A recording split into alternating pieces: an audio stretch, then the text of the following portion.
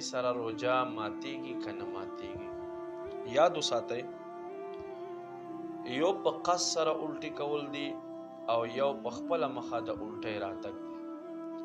په خپله باندې چې څومره الټي سړی وکړي سړي ته راشي چې څومره الټي وي چې څه قسمه الټۍ وي په هغې سره روژه نه ماتیږي. مسله بیا زده کئ څومره الټۍ یو انسان وکړي په خپله باندې ورته راشي په زړه یې بوج وي څه مسله وي ورته نو په دې سره روژه د انسان نه ماتیږي. ها که چېرته حلق ته ګوته دننه کړي یا ویسې داسې په قصد باندې دی دومره الټي وکړي چې منع کوي او منع کېږي نه دې ته وایي موبرکه، یعنی په ډکه خوله سره الټۍ کول، خو په قصد سره یې وکړي نو بیا هغې الټۍ سره چې په ډکه خوله وي هغې سره روژه ماتیږي.